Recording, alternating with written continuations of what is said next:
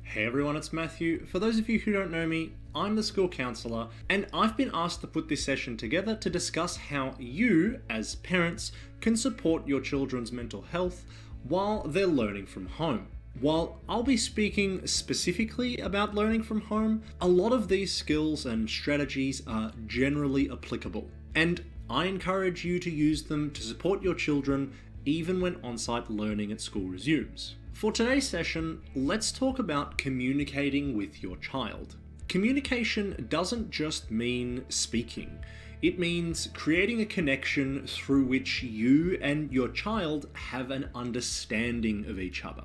It's not only possible to communicate without words, but in fact, much of our communication as humans is actually non-verbal.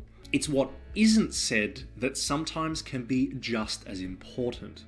So, what defines good communication then? Good communication starts with positive attention.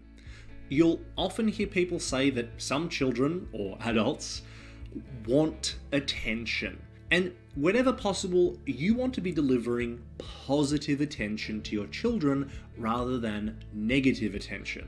Everyone knows how to give positive attention, but because it isn't something that we often think about, sometimes we forget it. Positive attention includes smiling, making eye contact, using caring facial expressions, showing physical affection, using celebratory and encouraging words, and showing interest in your child's interests.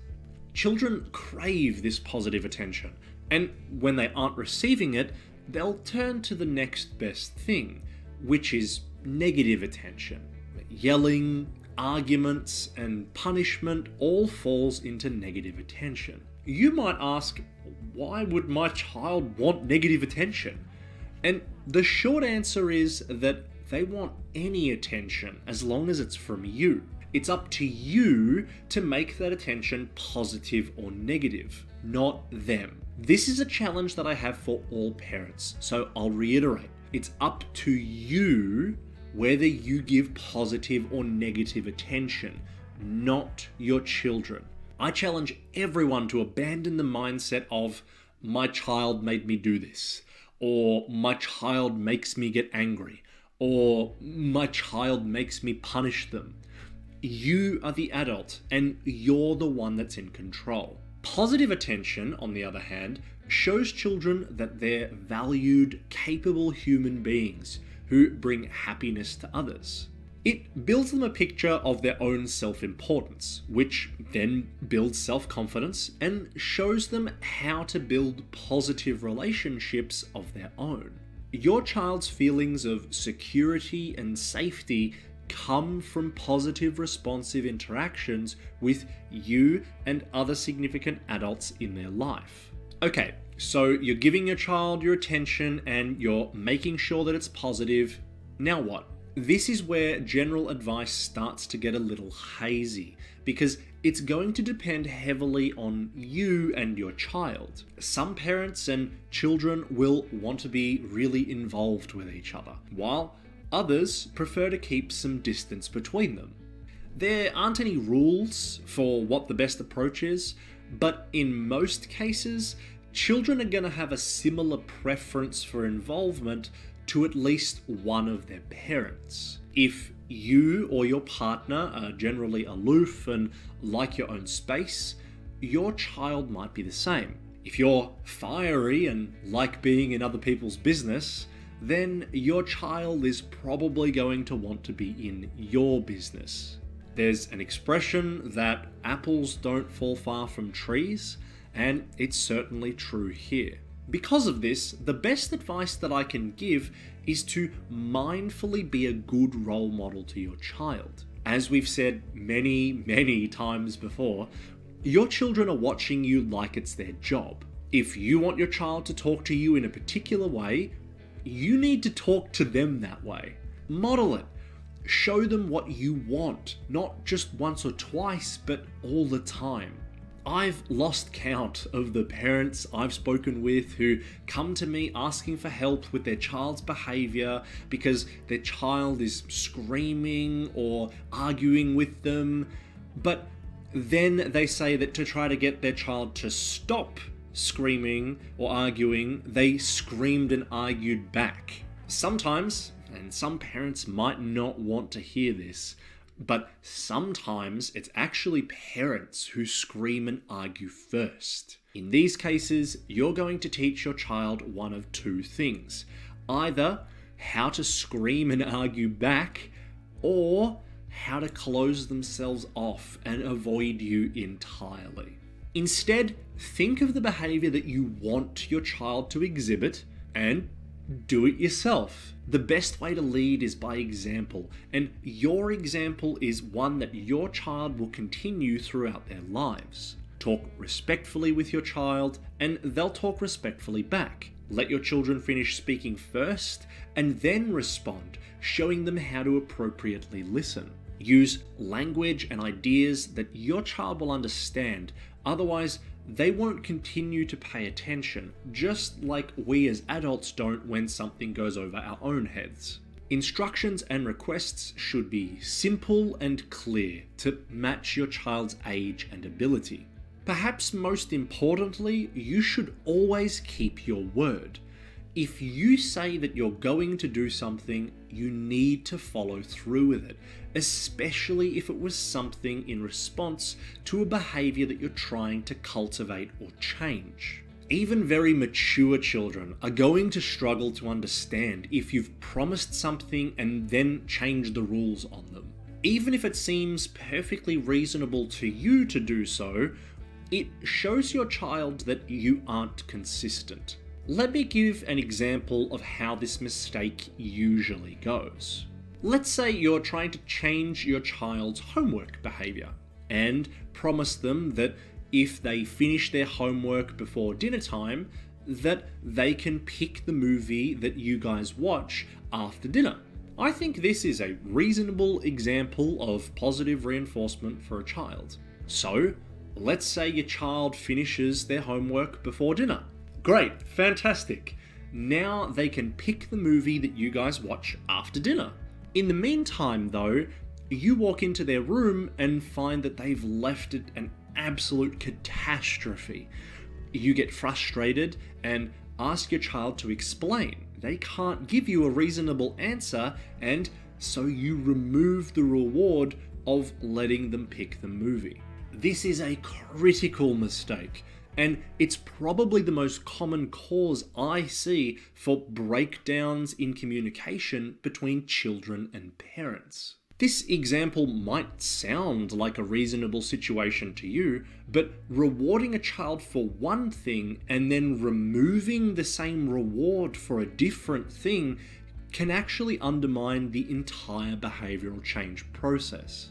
Instead, when setting up rewards and consequences, have them completely separate from each other so that they don't interfere with each other. You might reward your child with getting to pick the movie after dinner, but then punish them with no iPad before dinner. You don't want to stop positively reinforcing the positive behavior of your child just because you're punishing negative behavior. If you do, instead, what your children are likely to learn is that they're just going to get the thing that they wanted taken away. They'll throw a tantrum, they'll stop caring, and they're way less likely to engage with the behavior that got them the reward in the first place. Instead, keeping that positive reward going, even if a child misbehaves elsewhere, allows for 1, more positive interactions, and 2, it gives your child more attention for the thing that they've done right, rather than it being overridden by their misbehavior. I want to take a side step and talk about something slightly different, but still on the topic of communication. Specifically, I want to talk about communicating with your children about COVID, specifically the virus itself. I've wanted to discuss this for a few weeks now, but it hasn't really fit into any of the previous sessions. I think that this is important to discuss, especially now at the end of term, as not only are our cases rising, but we're also hitting higher and higher vaccination numbers. At some point, probably next term, schools are likely to reopen, and from the sounds of things, our case numbers not only won't be at 0 again, but it doesn't look like we're aiming for them to be at 0 either. I obviously don't have a crystal ball, but as cases rise, the likelihood of us knowing someone who tests positive becomes more and more likely. For many children, COVID has been a mostly external situation where they've obviously heard of it, but haven't seen it directly and likely don't know anyone who's had it. As we enter term 4 and the last few months of 2021, this is likely to change. If you haven't already, I strongly encourage you to have a conversation with your children about what COVID is and lay out some simple facts to them. I'm not going to tell you what facts you should and shouldn't say, but instead I want to go through some common questions that children have, as well as some concerns and how you can address them with your children. The first question most children ask is, what will happen if I get COVID? If your child asks this, you should first ask them what they have heard and what they know first, so you can hear what their worries are. I would answer this question like this. If you get sick, we'll do all the things that we normally do whenever you're not well. We'll speak with the doctor and they might want to test whether you actually have the virus. If they do test you, we'll have to wait a day or two to see if it is the virus or something else like a cold or a flu. In the meantime, we'll self-isolate as a family. This means we'll be staying at home and not having any contact with anyone else. Kind of like we're doing already, but we won't even go to the shops. If the test shows that you do have the virus and you're well enough to be at home, then we'll stay at home together for around 14 days. This makes sure we don't give the virus to anyone else. The worst part would normally be that this would be boring, but we've already been in lockdown, so we already know things that we can do to keep ourselves entertained. The important part of this answer is that you've given them a heads up of everything that might happen. Keeping your children in the dark is more likely to get their imagination going, and they're more likely to come up with possible answers of their own that not only aren't correct, but they might be more frightening than the reality. The second most common question I get from children is, what will happen if grandma and grandpa get COVID? This is a hard question, and many parents aren't comfortable answering this because it directly relates to their own parents. As best you can, be honest with your answers, especially if their grandparents are in high-risk groups, and do not make promises that they will not get sick. I would answer this question like this. I know you may have heard a lot about older people being more at risk,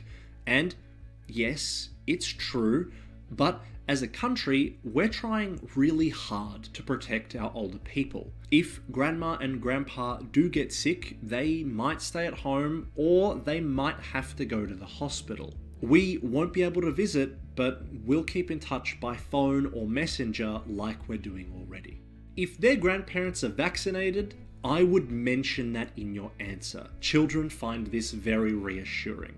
The last question I'm going to cover here is, what will happen if someone at school gets COVID? This is a difficult question to answer because the regulations here are likely to change. At this stage, obviously, schools close if someone on site gets COVID, but this might not be the case moving forward. I don't have my own answer to give here, but you should be honest with your children about what the current regulations are. If, like now at the point of this video recording, schools are going to close if they have a COVID case, tell your children that. And tell them that they'll likely need to be tested if that's the case. If regulations change, tell your children that too. Most importantly, with any answer you give, reiterate to your children that everything's being done to make sure that they're safe. Ultimately, the goal of any conversation you have with your children about COVID should be to make sure that they feel informed but safe. And generally, it's better to have these conversations with your children well in advance, rather than a spur of the moment when someone you or they know gets COVID. I'm going to be running these sessions every week, but I'm stopping a couple of weeks for the holidays. So be sure to check back in the first week of term for more information on managing your child's mental health during periods of learning from home. This video is recorded, but I also run non-recorded sessions live on Mondays. And I encourage you to join in for our live sessions so that you can ask any questions you might have about how best to support your child and manage their mental health. Good luck, and I'll see you next time.